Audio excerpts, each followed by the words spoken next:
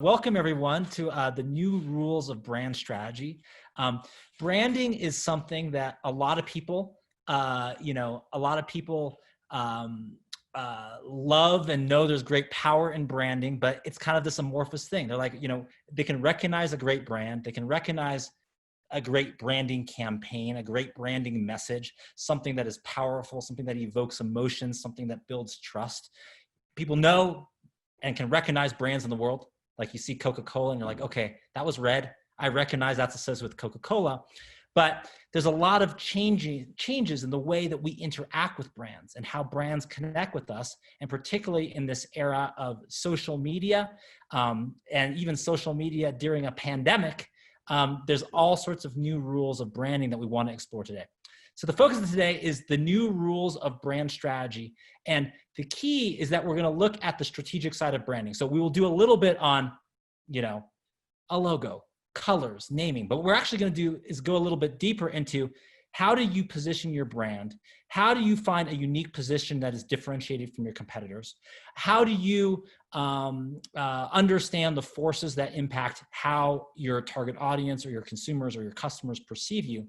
And how can you essentially, as a company or a product or an organization, get your ladder up against the right wall? The biggest thing that I've learned about branding is when done properly, everything is easy. People understand your product. People understand your value proposition. People want to talk about it. They want to spread it. You explain to someone in an elevator what you do and they're like, I got it. I know it. And so branding makes marketing, makes communication, makes sales easier. And let's look at why does branding have this great power and how is it different than it was just 5 years ago, 10 years ago, certainly 50 years ago. Okay, so with that being said, I'm going to share my slide deck. And like Jackson said, please keep your questions coming. And hopefully everyone can see my screen now. And this is the new rules of brand strategy. And before I begin, we're going to go over a bunch of kind of like old way and new way sort of rules. I will do the 60-second version of just our perspective, my perspective on branding. So the first thing is, as Jackson talked a little bit about, I am the CEO of Top Global. We have a number of different agencies under our Top Global banner. We have creative agencies like Top Creative. We have viral PR agencies like PR Hacker. We have data packaging agencies like Top Data. But at the core of what we do is really understanding messaging that wants to spread, and helping companies spread ideas. So branding plays a huge role in many of those agencies, but some role in all of them. And just to give you a sense of the type of branding work we do, I mean, we started with a lot of scrappy startups. So lots of startups that came from Y Combinator or Techstars or 500 startups to a little bit bigger ones like Postmates or Harmless Harvest, to lots of really big brands where we play a very specific role, whether that's a Budweiser or Coca-Cola or Citi or American Express. So we really play both sides. So everything we're going to talk about today and the new rules apply to small startups. You're just launching for the first time. No one knows who you are and you're trying to build a brand, to you're a director or a VP at a really big organization and you're trying to launch a new product or kind of redefine or evolve your brand. And then finally, a lot of what I do kind of stems from my work. Actually, when I was straight out of college, this was like amazingly 20 plus years ago. And I was the author of a book called How to Go to College Almost for Free. And one of the fun things I did and had the chance to do was evolve a brand, what became a $10 million information products company, but then eventually became a global agency network. And so all of the things I'm going to talk about today are very personal in nature because we had to build a brand from scratch. So with that being said, here's the central question. The first question we're going to ask for the first half of this webinar, which is, what brand strategy questions are we asking now that we didn't ask before? What are the things we're asking now, and how has the questions changed? And I think when you start to see some of those changes in the questions, you'll understand how the field of branding and brand strategy has really evolved. So let's start with the first one. The old way was this. We would say, how do we stay true to our brand's legacy, right? Let's say you're an existing brand, you've been around for a while. Well, one of our clients is Milk-Bone. Milk-Bone has a 100-plus-year-old brand. And so the old way was we'd say, okay, what is the core tenets of our brand? how do we stay true to those? Well, the new way is how do we help our brand evolve dynamically? So these are changing times. Certainly right now is a very difficult times. And if our brand doesn't evolve, then how do we know what to do when something happens in the news like Black Lives Matter, and there is issues of social justice in our country, and there are protests occurring all around the country? And where does our brand stand on that? How do we know? What does our brand say? What is our brand voice? We can try to invent one, but if we actually have the ability to evolve our brand, to let it dynamically change, then suddenly it's a North Star that helps us respond to those events. If we're looking at it in a different way, let's say we're just looking at purely the visual aspect of our brand. Well, a great example of this, that one that probably everyone knows, is the Google logo, right? So you can come and you have this Google logo with this very like distinctive logo, but it changes each day. They might vary it. It might have, because it's someone's birthday, it might have a little nod to that birthday. So the old way of branding says, oh my gosh, that brand is pristine. We can't change any aspect of that or we dilute our brand. But the new way is like, okay, maybe our brand reflects what's going on. Maybe it's changing. Maybe it's a different on each day. Maybe if you interact with it in channel A versus channel B, it might be different. So brands are much more dynamic today. And if you build that evolution into your brand, it gets much easier to have a North Star to understand how to respond to certain events, how to respond to customer service issues. It allows you to navigate ever-changing times. So that's the first way. The old way, we were really concerned about how do I make this brand consistent across channels? And maybe some of you in your branding, still do this, and we do this to a certain extent, right? We're trying to make our brand communicate something or say something, so we can't be saying 12 different diametrically opposed conflicting things at the same time. But the emphasis has changed a little bit, because we used to be like, the number one thing we're concerned about is consistency. How do we make this all relate to each other in a very cohesive package? We still want a cohesive package, but the new way is, how do I tell a different aspect or communicate a different aspect of our brand narrative in each channel? So what happened is, as, for instance, social media came into play, but also a lot of other digital channels, then suddenly a brand had way more channels to communicate in. It wasn't just like the big print advertising or big TV advertising campaign anymore. So we want to be consistent, but at the same time, we want, depending on the channel, to be one channel appropriate. If we're communicating with our audience on Instagram, that's super different than LinkedIn. But also, beyond that, we actually want to tell different aspects, tell a different story, so that, oh wow, okay, if you tweet at our brand and you have a customer service issue, you're gonna get a different type of response or narrative or story than if we're interacting with you at a live event, or we're interacting with you in a customer service review response on Amazon or others.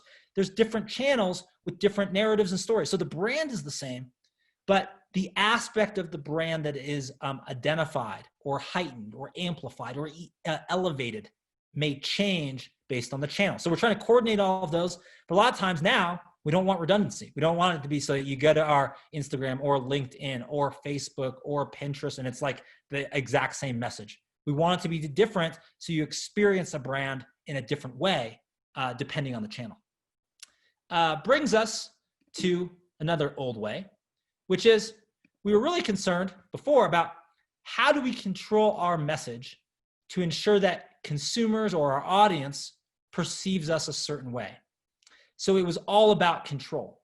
And that was especially a trademark of really big brands, right? So really big brands that just get covered for whatever might be just like, okay, we do a ton of PR work. So that on the PR side, these really big brands might say, hey, we're only going to talk to these 12 reporters. These are the reporters we trust. Everyone else we're not going to focus on. And we're going to make sure, we're going to spend lots of time ensuring our message is communicated exactly how we want to ladder to the value we provide. But the new way, things have changed a little bit. Now we're asking, how do we empower consumers or our customers to express themselves through the lens of our brand. So what's changed is that a lot of power has shifted. Sometimes, even for our brand, the loudest, biggest, baddest megaphone actually is in the hands of consumers. They control a lot of that based on how they communicate it to others, if that's shared and if other people see it. So what was primarily control-based before is now we've got to allow consumers or customers or our end audience to express themselves, but through us, and we can shape and define the playing field by which they might express themselves. And we can do that in a strategic way, but we've got to let them have a say in this. This isn't just about us saying what we want. Consumers, our audience, the end customer is going to have an important say too. And Jackson, I'll just pause there for a second. We've done 3 of these old way and new ways. I have a few more to go, but does that make sense? And do we have any questions? I know we have one from Beth waiting in the wings. Yeah, I actually think that this might be a really relevant time to bring Beth's question in, because the challenge Beth's facing relates to a brand that has been sort of controlled and established for a long time. And it'll make sense when I give you a little more context, but it may make sense to introduce it here, and then maybe we can answer it over the next few slides a bit. Yeah, sure. So Beth is in the automotive and industrial manufacturing space, and is in the position now of relaunching a brand. And they're struggling with not only how to differentiate it from the competition, but also how to differentiate within their own company. The question is, how do we develop our own identity with a brand that's been around since 1882 within a company that's been around since 1920, right? So it's a unique problem because sort of they've had this established brand that's been well controlled for all these decades, and now they're saying, how do we kind of eke out a space of our own? Right. Well, and I think one of the things that I'll do kind of a short answer, and then we'll answer a longer answer later.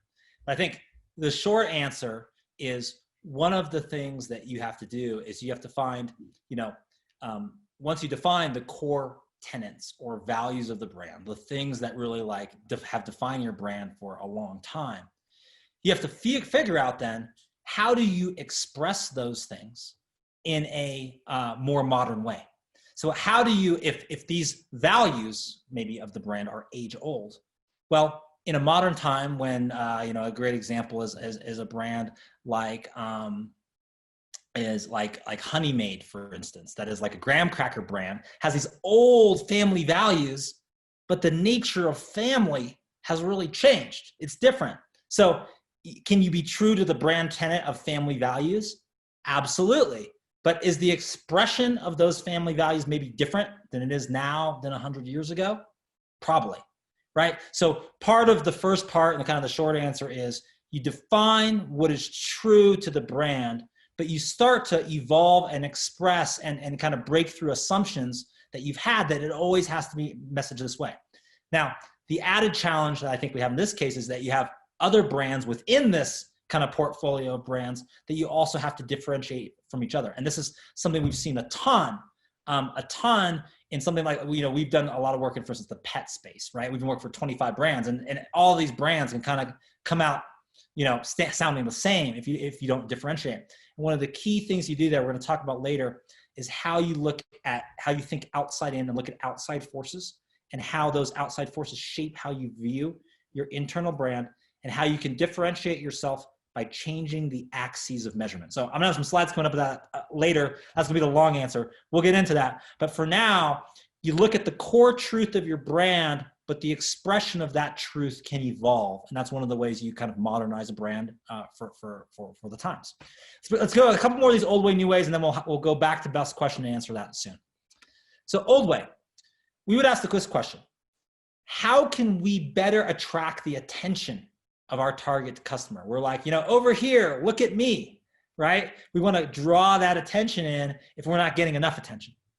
And the new way is, how can we better demonstrate value to our target customer? So what has happened is, yes, we still want attention, but to keep attention in this era where One, there's a ton of noise. Your news feed is filled with all kinds of things. And I mean like literally your online news feed, but also just your life news feed. And two, to keep your attention when there's all this free sources of information and download this or get that, you've got to demonstrate value. So it's not just kind of what is a little bit more of a, bright, shiny sizzle approach of just like, look at me. But now it's about look at me because I can add value to you, even if you don't even buy my product or sign up for my service or engage with my brand, you're still going to get value. So that has really shifted. It's one of the reasons why brands these days, everyone is a content publisher, right? And this is another kind of like corollary to this point, which is it used to be like the content publishers were media outlets, right? It was whether that was print or broadcast or eventually online, those are our publishers. Now, every brand is a publisher. Every brand is creating content. Why? Well, they need a mechanism to demonstrate value to target customers or their audience to not only get attention, but keep it. Brings us to one more, the old way.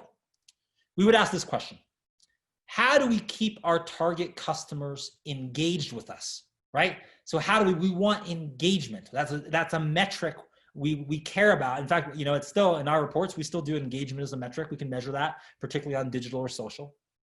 But the new way is, how do we build a trusted relationship with our target customer? So what really changed is it used to be much more one way. It used to be that the engagement is like, here's our content. Here's our message. Here's the stuff we give you. Consume it. Are you consuming it? Are you paying attention? Did you give us a thumbs up? We keep doing that. The new way is actually, now it's a two-way conversation. If one, trust is our commodity, and really the brand is a measure of our trust. And two, that trust is a relationship, like any other relationship, right? There's a give or take. It has to be reciprocal. If one side gives too much and the other side receives and doesn't give back, things get out of balance. So we're starting to understand that trusted relationship between your audience and your brand. And if you're wondering, like, what is the economic value of trust? I'll give you a quick example. I actually did a analysis of this back when I was a student, and that was a brand like Tylenol that is known, if you're in the US, Tylenol because it's like, headache medicine. Well, back a couple decades ago, they had people tampering with their product, right? They had people kind of messing with the packaging, and you could actually measure that it was the same product, it was the same Tylenol, but from one day it went from there's no problems, you can trust, you can have a Tylenol pill and you'll be fine, you'll feel better. And the next day is like, it could have been tampered with. And that economic value of trust for a brand like Tylenol was worth something like $400 million in their stock price that changed, and you could actually measure trust. And that's actually a great case study in a brand believing in the trust they have and doing everything they could. And even though, that particular sort of tampering issue was very limited in scope, it was only in kind of one place, they recalled everything. They took everything off the shelf because there was such an economic value of trust. Now that was a couple decades ago.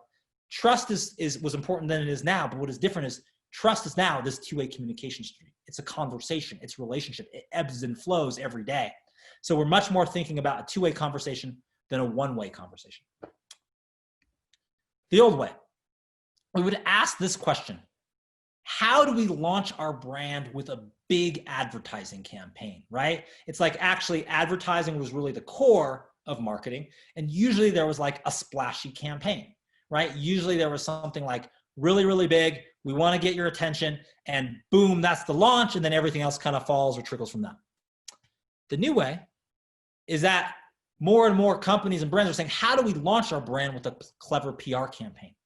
And the reason it has kind of shifted and the influence of advertising has somewhat diminished is because of that two-way conversation, because of the way that we have to demonstrate value, because of many of the other new principles we've discussed here.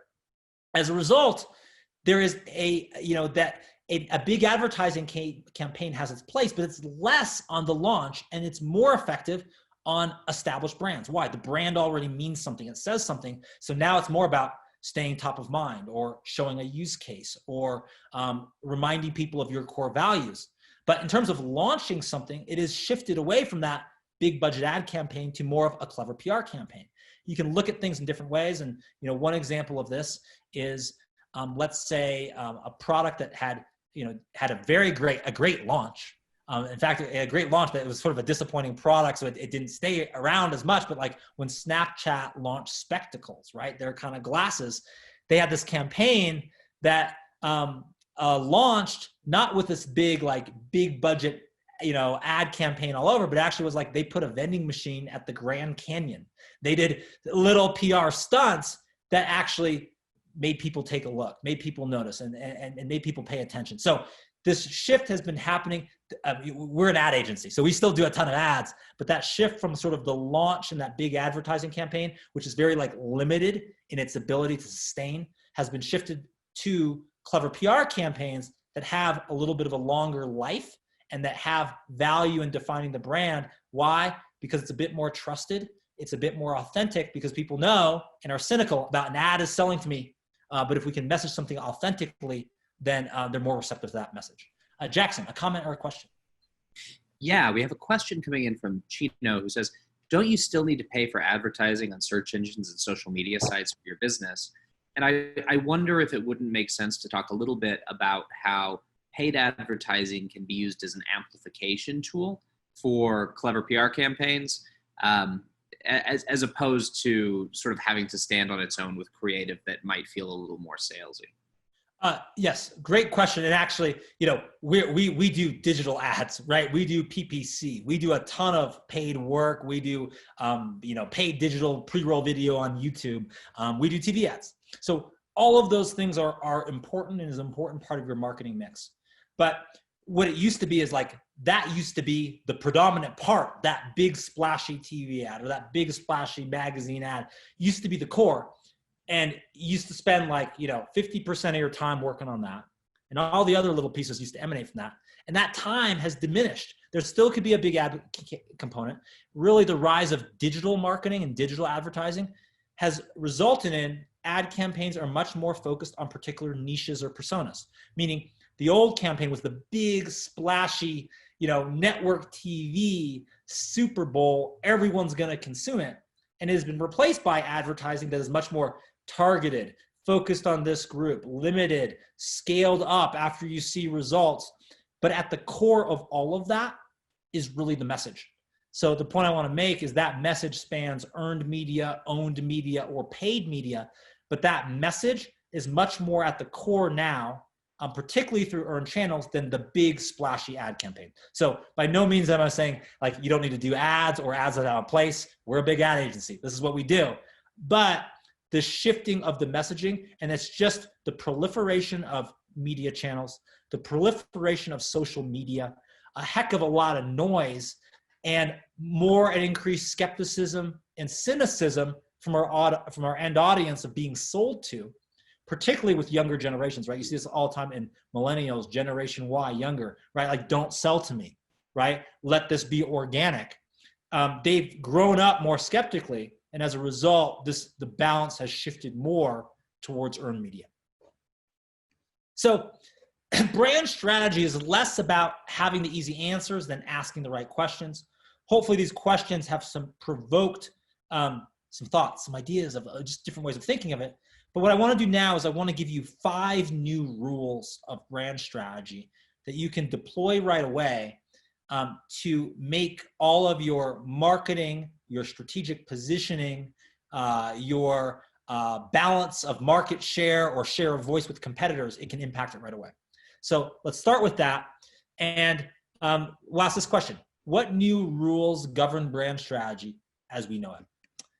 And the first new rule I want to give you is rule number 1: think outside in to build your brand. And I'll give you a definition of that, and I'll, maybe to start out, I'll define it by defining the opposite. And so traditionally, sort of brand strategy or branding is an inside out process. And inside out is still important. I'm not saying don't do that, but here's what inside out means. You define your values. You define your beliefs. You define your value proposition. And then you figure out how do we communicate that inside out to the rest of the world, okay? So it's still a process. We still do inside out thinking. But what has shifted is this outside in approach. And outside in looks like this. It says, what external forces beyond our brand are shaping how we're perceived? How does that influence us? So everything we hear, and typically what we'll do is we'll do like mass media listening. We'll go through like print and TV and radio and online media. What are they saying about our category, our field, our brand, our competitors? And we'll go do all that. And then we have to consider all of that in how we define the inside of our brand, because there are all of these external forces. So it's not that we're not thinking inside out, what are our values, how do we express them, but we've got to think just as much about outside in and those factors and how they impact us. Because if you don't do that, what happens is an example like this. Great example is Smart Food versus Orville Redenbacher in the popcorn space, popcorn industry, popcorn wars. So Orville Redenbacher is the legacy brand. That's the market leader. That's the brand that everyone knows. If you're from the US, you probably know Orville Redenbacher. And it's an old-timey, legacy, iconic brand. And lots of people grew up with it. So in 1985, a little brand called Smart Food comes along. And the difference is Orville Redenbacher has a legacy brand, iconic. They understand it well. They understand its values. But they don't really consider some external forces and the external forces shaping. At the time, if you looked at all of those external forces and what are people saying in mass media, social media, to their friends and others, what's actually happening is there's a change in what people are looking for in snack products like popcorn. And people are suddenly, in this time frame in the 80s, it's a trend that starts of people becoming more health conscious. And actually, if you go back and you look at that, you look at the discussion and you look at what people are talking about, it's becoming a bigger health consideration. But Orville Redenbacher is like, this is what our popcorn stands for. This is what our brand stands for. This is what we say. And they're ignoring what is essentially a big shift in consumption habits and trends. And it starts out not really that people are buying stuff that is necessarily healthier. There just starts to be a discussion bubbling up. It hasn't really impacted popcorn yet. Popcorn's is perceived as like a snack food. It's not really like a health food. All these trends happen. But if you listened, like the creators and founders of Smart Food did, and I'll tell you who they are because they went and founded another brand after this, then you might have paid attention. And so this is what happened. Fast forward now to present day, and Orville Redenbacher, the longtime legacy brand that everyone knows, this is what the market breakdown looks like this past year.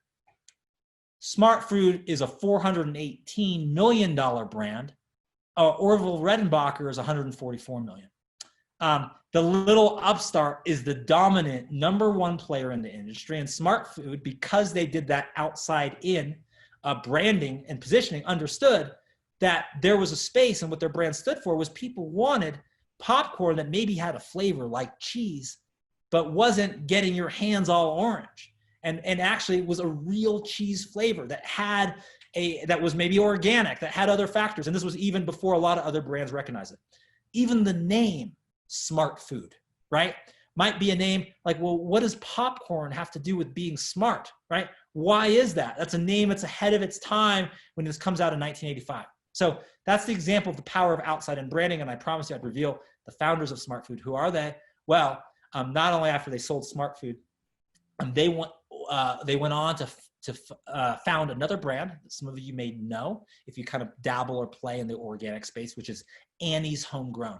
And so in the US, if you've ever seen Annie's, which has a lot of like sort of like healthier or more kind of organic-y looking macaroni and cheese or other comfort foods, they actually want to start another brand that essentially did what they did in popcorn, which is take a food that is not defined in a way that the trend is shifting and redefine it. And so that's the same founding team that did Annie's Homegrown. So that's kind of point #1, which is think outside in to build your brand. Don't ignore the external forces. One of our agency's Top Data is a fantastic market research agency. So if you need help doing some of the market research to understand your category, your field, or how things are changing, we can absolutely help. And then we can also take that data and package it for a PR campaign that will help you launch. So that's point number one. Jackson, any comments or questions before we get to point number two? Yeah, I have a really interesting question, specific question coming in from Nesreen, who is based in the Netherlands. He's a graduate student. Love Amsterdam, amazing. That's a beautiful city. A beautiful city, right? He's selling furniture, beds, couches, etc. online. Right now, they're very dependent on kind of online ads, really Facebook and Instagram, as well as a sort of Netherlands local e-commerce platform. Mm-hmm. His question is, how do you build trust with customers as kind of a new brand just coming into the market? How is it that you build that relationship of trust with your customer base? I think it's a great question. I think a couple things. Number one, you build trust by being trustworthy. So that means particularly early on, and this is great when you don't have to deal with big scale questions yet, is things like fantastic customer service, making sure that the customer is treated well, doing the right thing. All of those things are trust building things. And by the way, it's a bit easier at lower scale than bigger scale, because suddenly, you blow up and you're processing thousands of orders a day, and it gets harder. And there's other things you got to do to scale that. So I actually really recommend early on taking the time to be trustworthy and do different things. I think the other thing that becomes really important is how you message that as well. So part of the brand and part of how you build trust, and we're going to talk about this in a second, is you talk about the defining moments that help define your brand. So you have to get into use cases and specific instances. So I'm going to hold that question for a second. I'm going to tell you what a defining moment is, and then we're going to show how that can build trust, because it's a great segue to point number two. So let's move on to that. So rule number two is solve pain points with defining moments. And I'm going to give you a little bit of a two-part definition of what defining moments is, and I'll give you an example, and then we'll show you kind of how that builds trust and how delivering on defining moments builds trust faster than almost anything else you can do. So here is an example of talking about a pain point related to what I call a defining moment. So pain point is, you might ask yourself this question: what consumer or customer frustrations is our product uniquely positioned to solve? Very common, right? For defining a brand is you might go in and look at all those pain points that we can help solve for customers. So if you're, online furniture brand, you might figure out what are those pain points that you can solve in people's homes, in people's how their expression of their lives, their relationships, and how how their home feels in its environment impacts that. You can kind of look at all and define all those pain points. What a defining moment is, the first definition is, what is that exact moment when our users realize that the product has solved a core problem? So what is that moment when suddenly it becomes clear how we impact them? It's like crystal clear. Let me put this another way. Defining moment: the moment in which our product has the highest perceived value in the minds of our target audience. So this moment is a high trust building moment. And at that moment, if either one, you could have more of these moments, and two, you can start messaging about these moments. You can build, you can create an emotional connection with your audience. You can build trust faster. You can demonstrate your value proposition faster. You can accomplish all these things. So let me give you an example of a defining moment. I'm going to pick a client example that is kind of like a commodity industry, not very sexy, because I want to show you how defining moments even impact B2B in industries that you don't think are the most exciting. So one of our clients is a company, they do third-party enterprise database support. So an example of this would be like, if you buy $1 million database from Oracle or SAP, right? So you're a big company, you're buying these expensive databases. You can buy a support contract with Oracle or SAP, or you can use this third-party company. So one of the things about the third-party company is, what is their value proposition? Well, if you just look at product kind of service benefits, it's a couple things. It's one, they're cheaper, right? It's gonna be less expensive than Oracle or SAP. Two, you're gonna get better service. Why is that? Because Oracle or SAP is gonna send you to a call center somewhere where they don't know who you are. You're gonna get a different person every time. And at this company, you're gonna have your rep, you're gonna have your person, you're gonna call up your person, they're gonna know who you are, and you're gonna have the same rep, okay? So that's like the core of the value proposition, right? And the issue is that there's other companies doing this too, right? So they gotta continue to be cheaper, and they gotta convince you that they give better quality service. But now, when we started working with them and looking at defining moments, this sort of shifted how we perceive the brand. Because one of the things we did is the question, how do you do that? So we started interviewing people, interviewing stakeholders. We started interviewing their customers. We started interviewing their sales team. We started interviewing their customer support team. We started interviewing their C-suite executives. And we asked them all about, how do you guys deliver value? What is that value you deliver? How do people perceive it? What are the positive comments you get? When they're not so positive, what's different? What happened? We asked those questions. And this common thread came through that kind of surprised us and opened our eyes, which was a couple customers talked about this, and a couple of their customer support people talked about this. And what their defining moment was that for some of these customers, they have these almost like software ticket queues, kind of like your email inbox, picture that last for years. Like they used to have Oracle doing the support, and they had this 2-year ticket queue of like their help questions of like 50 questions that didn't get answered for 2 years. They were still there. And they signed up with this other new company, our client, and suddenly in 6 months, ticket queue went away. It went to inbox 0 in their queue. Imagine that. That's like your email inbox that might have 1,000 messages in it, going to 0. And so suddenly these customers were like, oh my God, you helped us get to ticket queue 0. Thank you so much. And some of these support reps felt so good. And like, man, they were so grateful I got their ticket queue to ticket queue 0. So this is a defining moment. So the messaging of this whole company changed based on this. Because this isn't the company that gives you cheaper, hopefully better quality database support. This is the company that delivers ticket queue 0. And that's a defining moment, an emotional moment.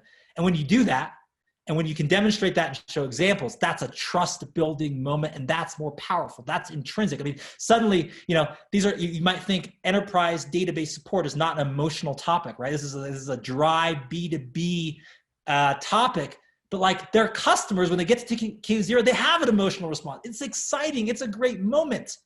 And so understanding that defining moment shifted, and they realized they were selling something different. They weren't just selling support. They were selling this defining moment and the potential and promise to get there. And to the extent that they also delivered that was an amazing trust building activity and solved an incredible pain point that many of their customers knew they had, but didn't realize how much they wanted to solve. Jackson, before I go on to point number 3, does that make sense? I know it's kind of a roundabout example. I think we got the trust question answered, but defining moments, if there's one thing that you can do in terms of messaging, that's a powerful, powerful thing. Yeah, I think that makes a lot of sense, Ben. And I would ask the audience if they have any specific questions here, but I think the idea that we really need to be driving towards an emotional appeal and a defining moment as opposed to a feature set makes a lot of sense. Brings us a good segue to point number 3. And rule number 3 is recruit allies to accelerate your message. So as you start thinking outside in and you look at these external forces, and then also you create these defining moments, the question is, how do you spread them? And one thing that is, I think, been elevated in the brand strategy process is how do you have allies in this process to spread your message? Here are 3 main types of branding allies, as I call them. One is the partner. So the partner is maybe the related company or organization that maybe has a bigger brand than you, but that brand can have a halo effect on your brand. So how do you start leveraging partnerships to not only, and I just want to clarify one thing. I mean, a lot of companies say, okay, I want to know about partnerships, but it's from the point of view of a sales point of view, right? Like, oh, this is a partner who can help me sell things. This is a partner who has an audience I can reach. Those are important things. But I also want to talk about the importance of a partner to help establish a brand. And how does that partnership and that unique partnership enable you to say something important about your brand? It's one of the reasons why lots of companies and brands that do corporate social responsibility or CSR look to certain organizations that they want to partner with that has a halo effect on their brand. But it doesn't have to be limited just to like CSR or doing good, although that's important. It can actually affect a lot of the other ways that you're perceived. So the partner is one type of branding ally. Second type of branding ally is the testimonial. And one of our specialties that we offer at Top Global and at PR Hacker, one of our agencies, is we actually will go gather testimonials, synthesize them, amplify them, make them better so they can be used in a branding sense or a marketing sense. So the testimonial could be the customer, but it could also be the influencer who can attest to the brand's core traits. So that can help you amplify your brand further. And finally, third type of branding ally is the buzz builder. And this is the individual or organization or person or company who's strategically positioned to get everyone talking. Here's a little known story about Steve Jobs. He used buzz builders all the time. Who were his buzz builders? For Apple? Well, he actually used reporters. So he would intentionally leak things to whether that's Walt Mossberg or David Pogue. He had his go-to people that he would leak things. They wouldn't say who it's from. It would be this like new thing coming out about Apple, but he was doing it to build buzz. And he had this very good sense of, let's wall off our garden. Let's not, people were curious about Apple, but we can amplify or heighten that curiosity. And he would actually use strategic buzz builders by, off the record, leaking bits of information that they would report to try to get people talking and building that buzz as well. So as you do this, the new rule is take stock of your allies. And there's not just one type, whether that's the partner, whether that's the testimonial, whether that's the buzz builder. Part of your brand strategy and brand amplification plan can be to utilize these allies. Brings us to point number 4, which is unleash emotions to elevate your brand. Unleash emotions. And we talked about defining moments and how some emotions are embedded in that, but I want to broaden the discussion to talk about how branding is not just about, you know, kind of like the values of the pillars, but it's the emotions associated with that. And so here's why emotions are important and defining emotions that you're going to activate as part of your brand. So it is emotion, not logic, that actually drives the purchase decisions of most buyers. So people may evaluate the pros or cons. You know, they may, you know, kind of think about the positive benefits. They may do their research, but in the end, most are like, yeah, I just want it. Okay, let's just do it, right? Particularly when if you're with a product that has an impulse layer to that product, even in a product that doesn't, ultimately people have like kind of a gut feeling about it. So that's why emotions are important. So let me give you an example of the kind of emotions that build brand. And here are some here, whether that's awe, that sense of connection to something bigger, or whether that's sort of that optimistic sense or inspiration, right? A brand like Nike is highly associated with something like that. Whether there's ones like humor or love or hope or confidence or pride or just a sense of gratitude. I'd like to see more brands and more brands now define themselves in terms of the emotions that they evoke, not just the values they have. Those values are related to emotions, but it's not quite the same thing. Let me give you an example of an ad that maybe some of you remember, and actually chime in the chat room if you remember this ad. Jackson, we'll see if you remember this. It's from 1999, and I kind of want to dissect a little bit of the background, you know, and kind of the underpinnings of the branding behind this ad. And that is this ad from Budweiser. Did you know that? Which is from 1999. And do you remember this? You remember like a bunch of guys like watching the game. Jackson, do you remember this? Oh yeah, absolutely. Do you remember? And what was, explain to me the guy on the left in the slide.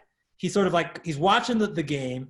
He's got a Budweiser. He calls up his buddies, and you got, I'm putting you on the spot, Jackson. You gotta say this the right way. What does he say to his buddies? What's up? What's up? What's up? It's that. And it's this iconic, memorable thing. In fact, my dog Ginger over there just jumped off the couch. She heard that. She's like, crazy, like, what's going on? This is incredible.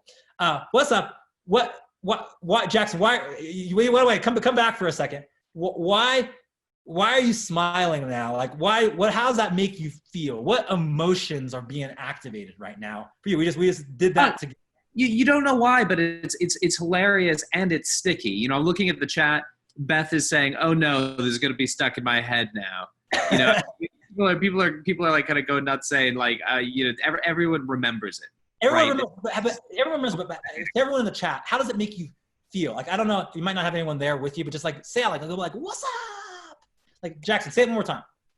What's up? What's up? Like, you know, how do you feel saying that? Like, you're smiling, I'm smiling. Like, what's the emotion? Yeah. I mean, I think it's goofy. Beth says it's pure joy. It makes her giggle. Joy. It's fun. It's this moment. And so there's a couple things going on in this ad. Like, it's interesting because there's a couple things going on. One is that we are absolutely connecting our product. And maybe this moment where you're watching the game, you're by yourself, you're maybe interested in the game, but like, you wish you were having a little bit more fun, right? You know, I wish you're like had some of your friends around, and we're connecting with this moment of kind of like joy through this word. This also is actually a great bit of outside-in listening too, because what actually happened at the time was that this was a word, a phrase that was being used. I mean, you know, Budweiser didn't invent it, but they really amplified it. And the question is why? Well, there's actually a couple different things going on here. One is this brand association with this moment and friendship and joy and the emotion. And we're going to slap our, you know, beer right next to that emotion.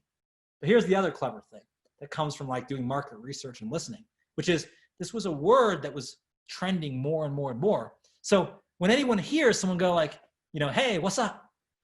They're thinking Budweiser. They're being triggered back to a commercial, and it's reminding them just through repetition. So that's why I love this ad. It actually is two things.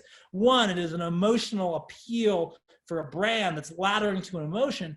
But two, it's straight repetition and reminding you to drink a Budweiser when you go around and you want to be friendly, like, hey, what's up? Or maybe you get a little more enthusiastic, like, what's up? How you doing? Right there, you're reminded to drink a Bud. And that's why this is a very sticky commercial, and it has emotional appeal, which helps it become stickier. But at the same time, it's a great trigger to remind people all of that commercial advertising repetition they had, you're going to get it for free out in the world as people use this phrase.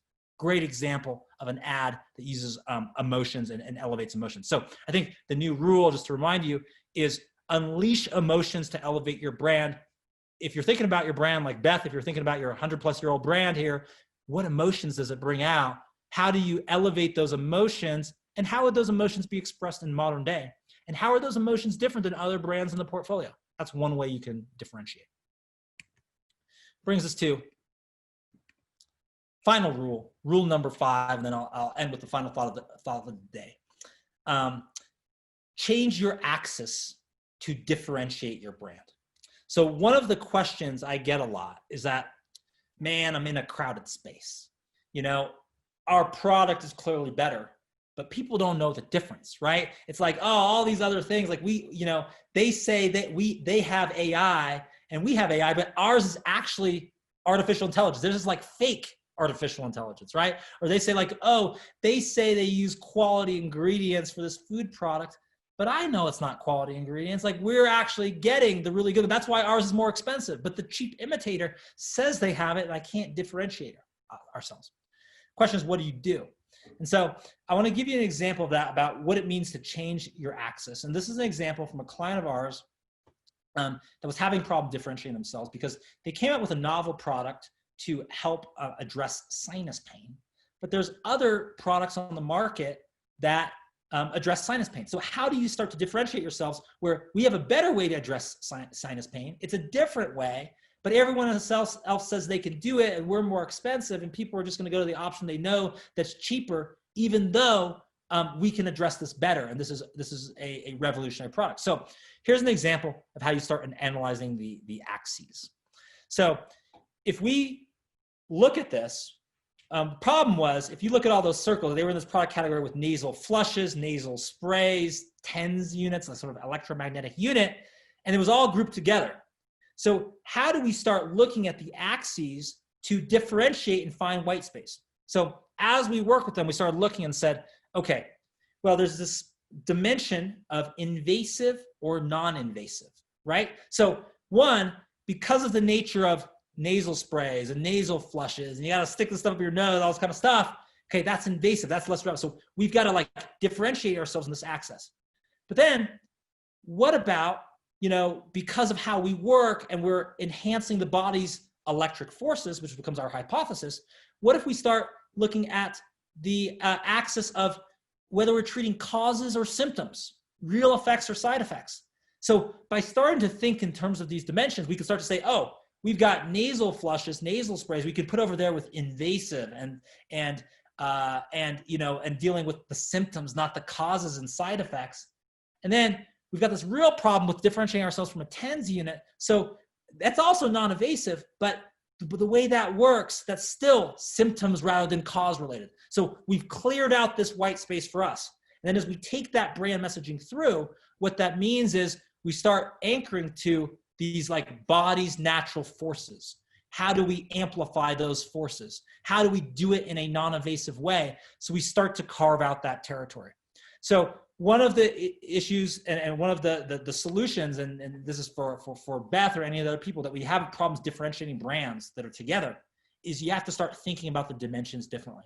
And so if you got all those brands in your portfolio and you're not sure how you differentiate them, how do you start looking at the measured ways that we can have an axis? And all an axis is a point and a counterpoint, two sides of the same coin. And can we start defining those in a way to clear out white space? And once we've done this white space, this is an example of what we call white space report. How then do we anchor our messaging to that white space to truly differentiate ourselves from the competition? And that's a new rule now. Why? Because of the proliferation of products, the proliferation of brands. Now, it's the bar has been lowered, right? Anyone in a local market, mom and pop, kind of founder can start something. And you got a lot of competition, a lot of dimensions. So there's a premium place on how do you understand your axes? How do you use them to redefine your project, your product in a way that opens up white space that you can exploit through branding and messaging? Okay. So Jackson, that's the 5 rules. We're almost out of time. I've got one more important thing to say and a couple kind of next steps for folks, but are there any other final questions before I kind of talk about my most important point of the day?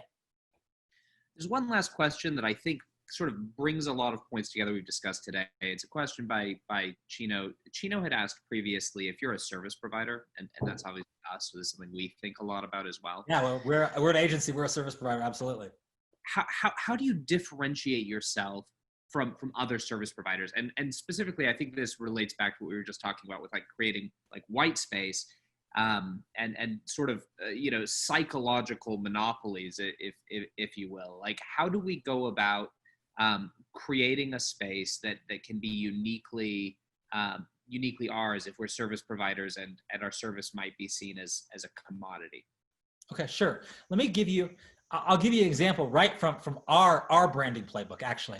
And this comes out of something about kind of listening to our customer, and we're a marketing agency, right? We're a service provider. And I'll tell you about like one of our defining moments and how we sort of came across it.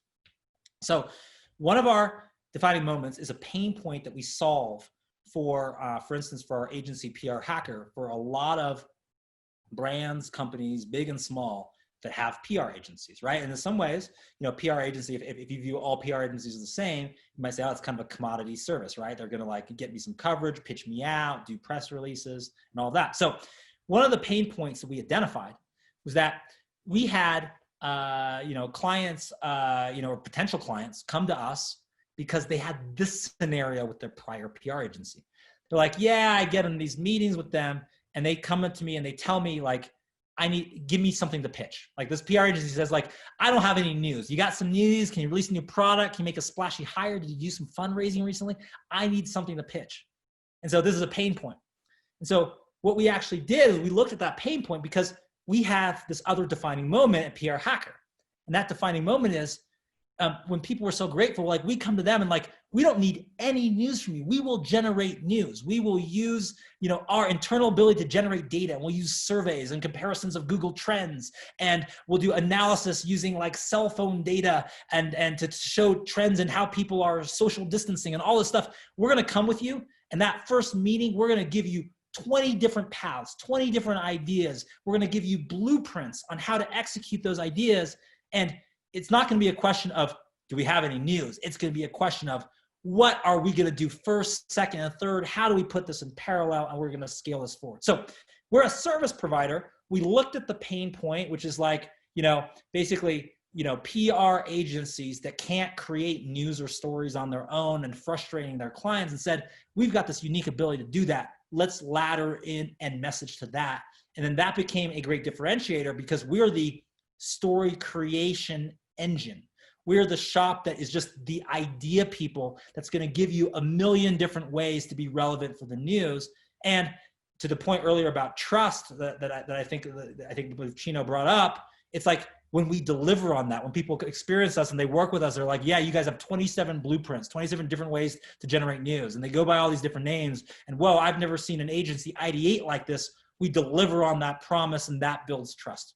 So hopefully that makes sense, but it's the same process, whether you provide a service or anything else. It's identify pain points, ladder that to defining moments, take those defining moments and link it to emotion, and then create that, go from that emotion and ultimately ladder down to your brand truth. Once you have that brand truth, we will create a document called the brand manifesto that summarizes that truth. Then you message that out to the world, and it's all perfectly aligned from pain point, defining moment, emotion, brand truth, and you're adding value in a powerful way to your end client. So I hope that makes sense. I used ourselves as an example. Okay, brings us to my kind of final thoughts of the day. First, and I'll end with my biggest point of the day. So first point is that my question for you is, what is the one thing? Tweet it at me, at Benjamin Kaplan. When I say one thing, that means what is the one thing that you found most interesting, useful, sticky, memorable? It could be, what's up? But hopefully it's something else. Tweet it at me, let me know. We are students of how ideas spread. This is actually the first time I've done this presentation, so I'd love to know what is the one thing that sticks or resonates with you. And you can also email me that one thing, or if we can help with your branding, if we can help about thinking about your brand, if we can help with doing some of the market research on the outside in forces, let's talk. That's one of my email addresses. I have different ones for every agency, but that's the one that I check all the time. ben.kaplan@prhacker.com. It also will work, ben.kaplan@topagency.com. But if you go there, email me, let me know, let's talk. I'd be happy to help. One of the things, this deals with another thing about our brand that we've done since the very beginning as a trust building exercise. From the very beginning, we were just like 3 people and really small. We always were willing to meet with anyone, whether they could, they were going to be a potential client or not, and just like ideate, give you ideas. And we would always say, go use them. It doesn't mean you have to hire us. Go use them. We would just try to add value as much as we can. And those kind of initial meetings, which even though we're much bigger now, we do that to this day. So let's talk. If we can help, we'd love to have you as a client, but even if you can't, that's okay. Let's talk. We're happy to be of great use and of great service. Here's a quick link that maybe, Jackson, we can put in the deck. Oh, and I think I got the wrong, that's the rules of SEO. I think I got the wrong one there. We'll put the new rules of, I think, branding. Let's put the correct one in the chat channel. And if you want these slides, happy to, you can download them from there and send them along. And we'll just do a quick edit there in the channel as well for the new slides. And the final thing I'll say is we're going to try this. This is going to be new. And so if you want to participate this and do these more like Q&A sessions and extend and just get your questions answered, we're going to start doing this on LinkedIn. So how to get on LinkedIn is we're basically going to do these like LinkedIn live sessions where you can stream live on LinkedIn and just like answer questions. You can present your like exact branding issue and we'll help solve it, or other marketing issue. And so if you want to participate in this, we're going to start doing this like all the time, multiple times per week, just like, free advice, bring your questions, we'll have to answer them.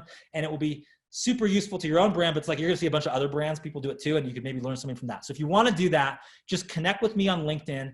How you can do that is take your cell phone, open up the LinkedIn app, and there's the little, you see it there in the search bar, it's a little icon that has a QR code. Press that and you can scan someone else's QR code, hold it up to the computer, and it will take you to my page.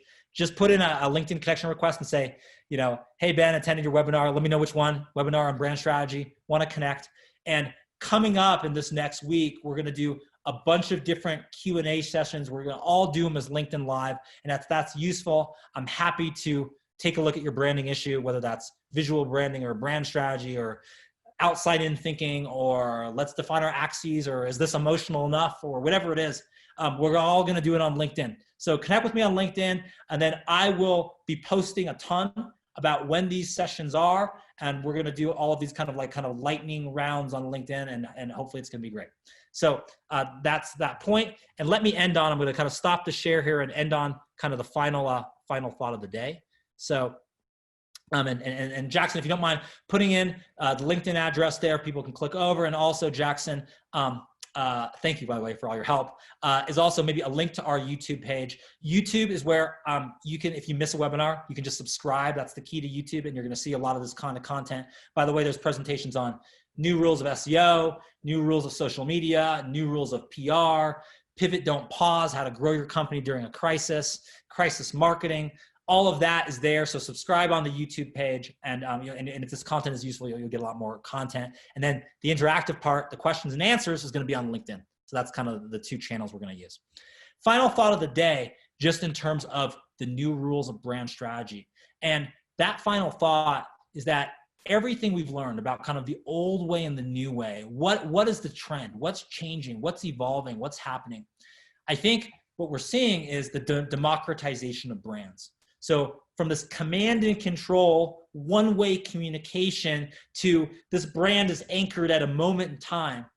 Everything I've talked about is then suddenly like, it's not just our brand, it's our brand talking with our end audience. And it's a two-way communication. We've got to have a relationship, and we've got to have trust.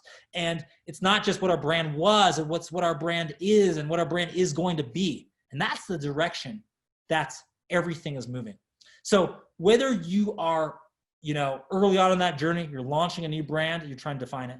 Whether you are pretty well along, but you're trying to amplify and build your brand from like a market player to a market leader.